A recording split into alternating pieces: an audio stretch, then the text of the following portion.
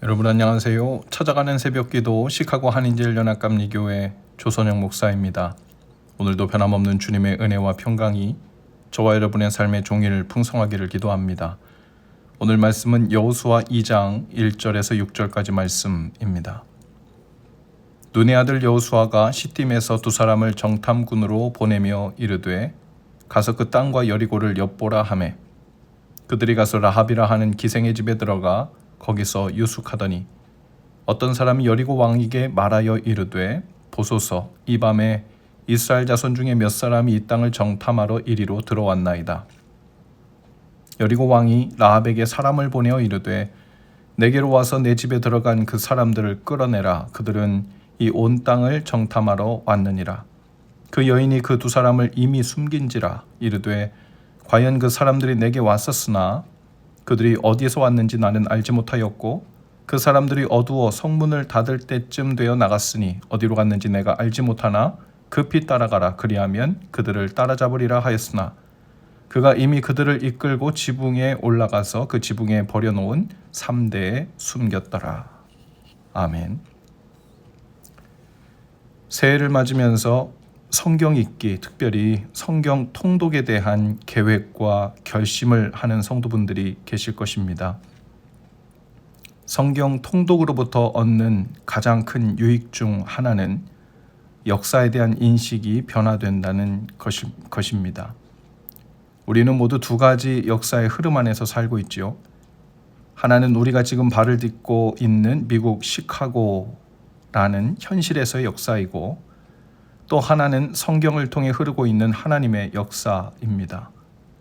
이 두 가지의 역사 모두에 우리가 발을 딛고 또 성경을 통해 하나님의 관점으로 오늘의 삶을 바라보는 시각이 생기면 거기에서 우리가 오늘을 사는 이유, 즉 소명을 발견하게 되는 것이죠. 오늘 본문에는 여리고성에 사는 라합이라는 여인이 자신의 소명과 역할을 발견하는 장면이 소개되고 있습니다. 당시 가나안의 성읍들은 도시국가의 형태로 존재했고 여리고도 그 중에 하나였습니다. 여리고는 주전 8,000년경에 세워진 지구상에서 가장 오래된 성읍 중 하나로 알려졌고 해수면보다도 250m나 낮은 지구상에서 가장 낮은 곳에 위치했던 성읍으로도 유명합니다. 여리고는 가나안의 초입에 위치했고 동시에 전략적 요충지로서도 중요했습니다. 고고학자들에 의하면 당시 여리고성은 이중 성벽으로 요새화되었었고 그 두 성벽 사이를 돌과 흙으로 채우고 거기에 방어용 무기를 설치했는데 성벽 사이에 사람들이 거주하기도 했고 여기에는 보통 삶의 변방으로 내몰린 소외계층이 살았을 것이고 아마도 라합이 그중 한 명이었을 것으로 보입니다. 성경의 기생이라고 번역된 이샤 조나라는 단어의 표현은 문자적으로 음행한 여인이란 뜻입니다. 유대 역사가인 요세푸스는 라합이 여관 주인이라고 주장하기도 했지만 본문은 라합의 신분을 기생, 창녀라고 밝히고 있죠. 놀랍게도 가나안 땅에서 하나님의 구원의 은혜는 성벽 사이에 내몰려 살던 이방인 중에서도 비천한 여인 라합과 그녀의 가족에게 가장 먼저 임하게 됩니다. 라합은 여리고성의 중심에서 가장 멀어져 있었기 때문에 오히려 하나님의 구원에 가장 가까울 수 있었던 예가 됩니다. 예수님께서 가난하고 소외된 자들이, 마음이 가난한 자들이, 그리고 마음의 심령이 가난한 자들이 하나님 나라와 가장 가깝다고 하신 말씀이 이 시대에 이미 성취되고 있었던 것이죠. 라합은 정탐꾼들을 자발적으로 숨겨주었습니다. 정탐꾼들에게 협박을 당한 것도 아니었지요. 정탐꾼들을 고발하고 왕에게 포상받을 길을 택할 수도 있었지만 라합은 위험을 무릅쓰고 정탐꾼들을 살려주고 하나님의 크신 계획 안에 포함되기를 선택했습니다.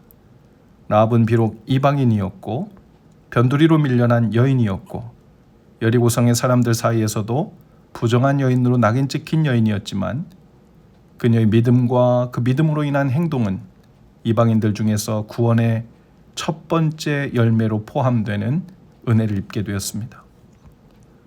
라합은 떠나가는 정탐꾼들에게 자신의 아버지 집을 선대하도록 맹세하고 증표를 내라고 요구합니다. 14절에서 말합니다. 인자와 진실로 대할 것이라는 대답을 얻습니다. 인자는 히브리어로 헤세드입니다. 즉 하나님의 사랑을 뜻하는 단어입니다. 그리고 붉은 줄을 내거는 것이 증표가 될 것이라고 했습니다. 그 붉은 줄이 구원의 증표가 되었습니다. 오늘 우리도 붉은 줄, 즉 십자가에서 붉은 줄처럼 내걸린 예수 그리스도의 보혈의 피가 증표가 되어 그 보혈을 믿는 믿음을 마음의 문설주에 바른 자들마다 구원을 받은 증표가 되었죠. 그리고 하나님께서는 우리를 자녀로 삼으시고 인자와 진실로, 즉 하나님의 사랑과 진실함으로 함께 하시겠다는 약속의 말씀을 주셨습니다. 우리 중에 라합과 같은 사람들이 있을 것입니다. 우리 자신이 그럴 수 있죠. 변두리 인생을 사는 것 같을 사람, 머물고 있는 장소도 마치 두 성벽 사이에서 어둡고 위태롭고 안정적이지 못하며 깨끗하지 못한 자리일 수 있습니다. 그러나 그들의 신분이나 머물고 있는 곳이 어디든 하나님을 향한 믿음과 그 믿음에 대한 행동으로 나아가는 자들이 될 수 있습니다. 그러므로 사회의 중심, 교회의 중심, 한 그룹의 중심으로부터 얼마나 멀리 있는 사람인가 하는 것으로 사람을 함부로 판단하지 않도록 조심해야 합니다. 그들 중에는 하나님의 나라와 오히려 가장 가까운 사람이 있을 수 있기 때문이죠. 또한 정탐꾼들은 여리고성에 들어가 전쟁을 위한 여러 정보를 수집하려는 목적으로 정탐했지만 라합으로부터 들은 소식은 이미 하나님께서 모든 것을 준비해 놓으셨다는 소식이었죠. 이미 여리고 사람들은 하나님께서 지난 40년 동안 이스라엘 백성들과 함께 하시며 대신 싸우시고 승리를 주신 이야기를 다 듣고 있었고 그것 때문에 두려움에 떨고 있었습니다. 사기가 저하돼 있었죠. 더 이상 정탐할 것이 없었습니다. 정탐꾼들은 땅을 정탐하려 했지만 실은 하나님이 모든 것을 준비해 놓으셨다는 사실을 전해 듣고 돌아가게 된 것이죠.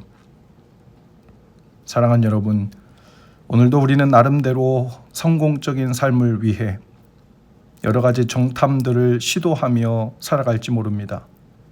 나를 도와줄 사람을 알아보고 안전한 길을 모색해보고 일용할 것들에 대해 알아보고 미래의 전망에 대해서도 알아볼 겁니다. 그리고 눈과 귀에 들려오는 소리들은 우리를 더욱 우려스럽게 하고 걱정되게 하는 소리들 뿐이죠. 하지만 오늘 우리는 성령님으로부터 오직 한 가지 소리를 들어야 합니다.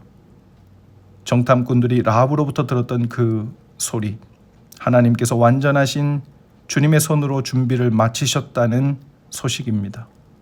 주님이 인도하실 그 길을 믿음으로 담대히 걸어 들어갈 일만 남았다는 소식입니다. 새로운 한 해를 마주하면서 미리 정탐해 볼 수도 없는 시간들이지만 대신에 우리에게는 믿음이 있습니다. 그 믿음으로 평안도 취할 수 있고 기쁨도 취할 수 있고 구원과 소명도 취할 수 있습니다. 라합에게 임한 그 믿음, 그 믿음의 은혜가 오늘 저와 여러분의 삶에 풍성하기를 주님의 이름으로 축복합니다. 기도하시겠습니다. 주님, 불안한 마음으로 정탐하듯 하루를 걱정하며 살지 않게 하시고 이미 완전하신 섭리로 준비해 놓으신 주님을 신뢰하며 담대함으로 삶 속으로 걸어 들어가게 하옵소서. 비록 우리의 삶의 모습이 라합처럼 부끄럽고 숨기고 싶은 변두리 인생처럼 보인다 해도 믿음으로 주님의 사랑과 진리의 약속을 붙들고 사는 담대함을 주옵소서. 예수님 이름으로 기도합니다. 아멘. 여러분 오늘도 말씀 동행으로 화이팅입니다. 내일은 찾아오는 새벽 기도회로 교회에서 모이겠습니다.